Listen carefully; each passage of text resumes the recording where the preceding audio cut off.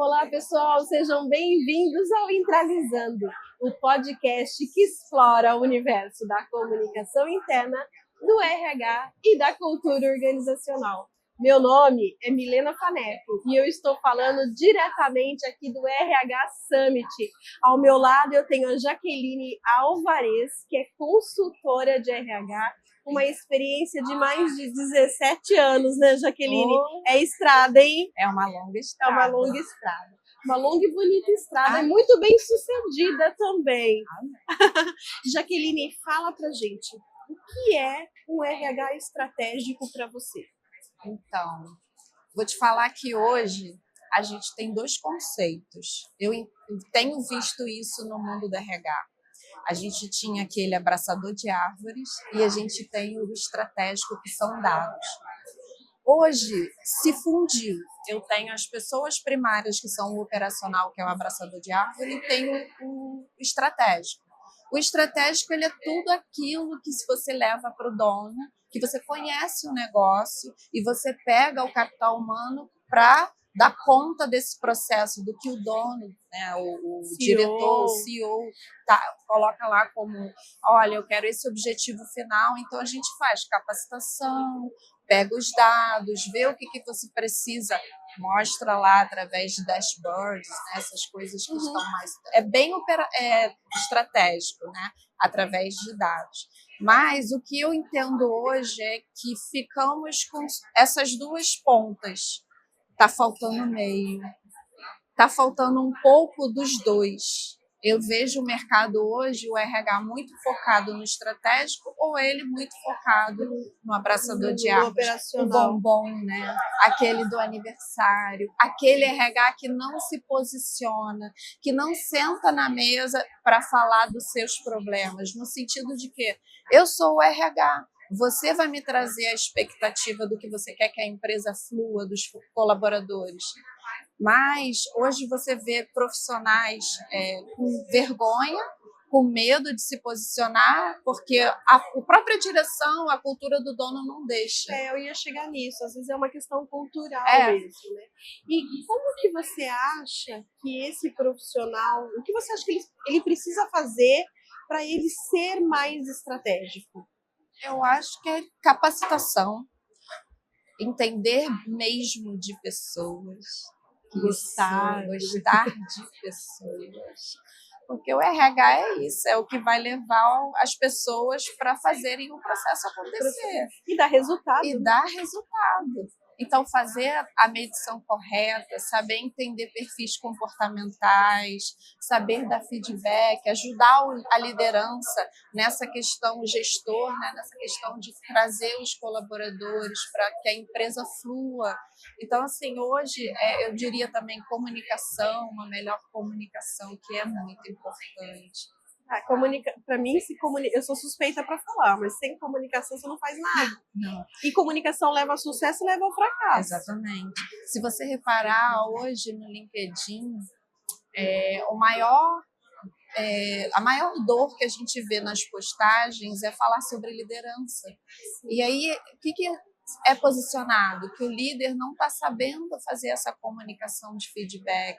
Jaqueline, você sabe que a ABEG, a Associação Brasileira de Comunicação Empresarial, trouxe agora, no começo de 2025, um dado de uma pesquisa recente que eles fizeram em parceria com a Ação Integrada.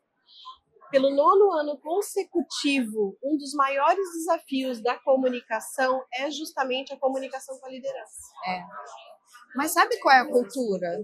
A gente está falando de vários mercados, tá? Existem as empresas que são bacanas, são CLT Premium, não vou negar. Mas 90% das empresas é cultura do dono. Então, assim, como que você, RH, que é o operacional, vai se posicionar quando a cultura do dono trabalha assim? Conheço aquele funcionário há anos, ele é ótimo, bota ele para ser líder, mas não treina. Às vezes o cara tem o perfil para ser aquilo ali e você não sabe se ele quer ser mais.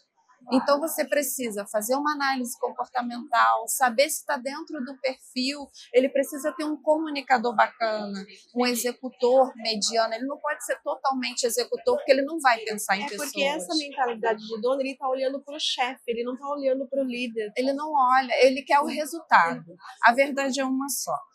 Chefe, diretor, CEO, eu quero lucro e resultado. Então, o nosso trabalho de RH é muito trabalhoso, é desafiador. Daí eu ia chegar aí.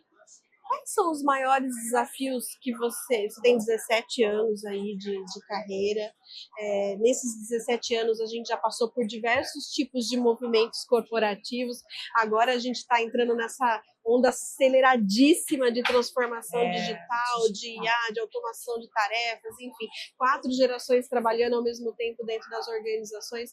Qual é ou quais são os maiores desafios? Mudar a mentalidade do dono. Como que a gente faz isso? Como que influencia para cima? Ele precisa estar aberto. Mesmo que você traga dados, mesmo que você mostre que o RH é necessário no comando dessas estratégias, ele precisa estar mesmo aberto. Porque eu já fiz palestra na Firjan para empresários da área metal-mecânica e não surtiu efeito, porque não estava interessante. Para você ter uma ideia, algumas empresas ainda trabalham com DP sendo o foco do processo. Então, o DP é aquele operacional. É o serviço, é a folha de pagamento. É o carimbo, exatamente. É aquela pessoa que está ali de saco cheio porque tem prazos, metas, inclusive é um profissional muito massacrado. Mas, Jaqueline, hoje tem várias plataformas, inclusive a Intralisa, que já automatizam esses serviços, esse operacional, que é justamente para dar espaço para o RH ser mais estratégico. Exatamente. Usando essas ATS. Sim, tem várias. É a melhor forma de você ajudar o RH e até mesmo o DP, tá todo mundo junto nesse processo. Mas você conscientizar o dono dessa questão dele ter que fazer esse investimento, quando a gente trabalha com implantação de RH, a gente procura apresentar essas novas tecnologias, as inovações, mas é muito reticente porque ele não vê a longo prazo. Mas você sabe como que eu acho que a gente consegue pegar, né? É a hora que pega no bolso. A hora que você começa a mostrar o turnover. Retenção é outro problema. Sem dúvida. Produtividade, falta de engajamento. Onboard bem feito. A gente quase não vê isso. Eu vou te falar, a realidade que eu tive de muitas empresas entra o funcionário, ele senta lá e se vira. Você não passa para ele o que pode e o que não pode, qual o dress code, quais as regras da empresa, o que eu espero de você. Então, assim, quais são os comportamentos que você pode, até onde você pode ir. Às vezes o colaborador é mandado embora, mas não sabe nada. Então, assim, eu trabalho muito com esses gaps. Quando eu faço recrutamento e seleção, eu procuro tirar isso do colaborador e também no alinhamento da vaga. O que você espera desse colaborador? O que você quer que ele traga para você? Que tipo de inovação? O que ele pode acrescentar na tua empresa? Então, quando eu vou entrevistar, eu já vejo aquela questão do match. Pô, esse cara é bom. E aí, quando eu passo para uma segunda entrevista, eu já consigo fechar o processo com um bom colaborador. Vamos falar um pouquinho desse assunto. Você fala recrutamento e seleção, você falou match, e a gente tem visto um movimento muito grande aí dos 50 a mais nas redes sociais, principalmente no LinkedIn, né? Você acha, e tem muitas empresas que abrem vagas afirmativas para pessoas pretas ou para pessoas 50 a mais, 40 a mais, tem aí vários grupos de afinidade, né? Você acha que, de fato, isso é real ou são washings? Olha, o etarismo existe. Ele existe e tem muitos nichos, tá? Então, assim, os empresários ainda não conseguiram se conscientizar, nem todos, tá? Tem alguns que tem até programas para 50 a mais, 40 a mais, mas existe sim o etarismo e ele é triste. Quando a gente vai fazer o alinhamento da vaga, eu particularmente, eu fico muito chateada com a faixa de idade, porque eu acho que o funil te limita. Sem dúvida. O mercado está cheio de profissionais muito capacitados, tá? Mas não tem a expertise, o controle emocional, sabe? Que o 40 a mais, o 50 a mais tem. Bagagem. Né? Bagagem total. Aquela coisa safa. Sim, tipo, cenário rápido. Se virar, consegue trazer o resultado. Não vai ficar no café reclamando, sabe? Não vai ser aquela pessoa. Não, é uma pessoa com expertise que vai trazer coisas boas que vão agregar. É multigerações. Eu acho que a empresa tem que trabalhar com isso. Desde trazer pluralidade, geração, exatamente, né? Geração Z até a geração, vamos dizer, a minha geração é X. A minha é X também. X. Baby boomers, né? Que vem antes da gente. Vem antes da gente. É tecnologia, é inovação, mas a expertise ela não é feita de um dia para o outro. E nesse papel que você tá, né? Como que você convence ou não convence o dono da vaga de que abrindo essa oportunidade para outras faixas etárias aí, a gente consegue, de repente, fechar a vaga, bater a meta? Veio uma pessoa que hoje mesmo falou que recrutamento e seleção também tem meta, né? Fechamento de vagas. Tem o SLA. Tem tempo, tem meta, tem tudo. Olha, eu acho que a gente pode conversar e tentar conscientizar. Mas se efetivamente quando você vai alinhar a vaga e ele disser que é aquela idade, o que eu faço? Eu posso entrevistar uma pessoa 50 a mais, fazer um relatório bacana, mostrando as qualidades e dar a oportunidade de falar para ele, olha, estou com um profissional aqui muito bacana, tem expertise. Tenta fazer uma entrevista, ver o que ele pode agregar na tua empresa. Contra fatos e dados não argumentos, né? Exatamente. Muito bom. A gente tem visto no mercado um movimento bem interessante a esse respeito, inclusive de empresas que estão voltando atrás. Né, porque já sentiram que precisam de outros profissionais mais maduros, com um legado, uma bagagem mais robusta, até para poder capacitar quem está entrando no mercado. Né? O que acontece é que a gente está vendo... A geração Z é uma geração cheia de haters, mas é porque é uma geração que já nasceu empreendedora, né? Tecnológica, eles têm pressa, eles são multifuncionais, eles trabalham com tudo ao mesmo tempo.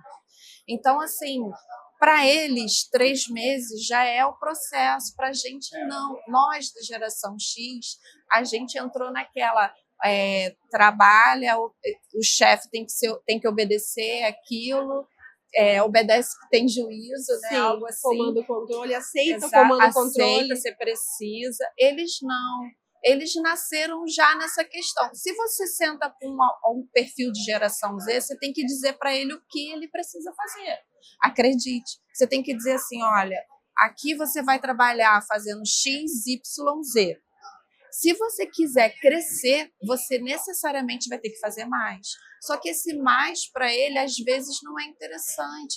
Então, assim, a empresa tem que estar atrativa, tem que trabalhar employer brand, é muita coisa que tem por trás. Claro, ele tem tudo muito fácil, tá ali no clique, né? Exatamente. E aí eles não têm a expertise dos 50 a mais. Então, quando você junta esse processo de gerações, você começa a pegar tecnologia, expertise, só que precisa saber gerir. Gerir, sem dúvida. Para que seja agregador, né? Sim, nesse seja sentido. agregador. Exatamente. Muito bom, que papo gostoso. Mas bom. Chegou a hora do nosso saco misterioso. Opa! Queria que você tirasse um papelzinho daqui e lesse pra gente. Vamos lá. Peguei esse aqui.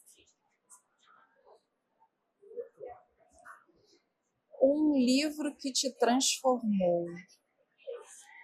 É um livro Pipeline da Liderança 3.0 da Estante. Pipeline da Liderança 3.0 da editora Sextante. E por que você indicou esse livro? Porque é um livro que fala de uma dor, né? Como a gente falou, a liderança em si, posicionamento, feedback, comunicação. Muito bom, boa dica. Tudo isso. Jaqueline, muito obrigada. Eu espero que esses 2 dias de evento sejam incríveis para você. E a Intralisa está sempre de portas abertas. Muito obrigada, Muito amei. obrigada.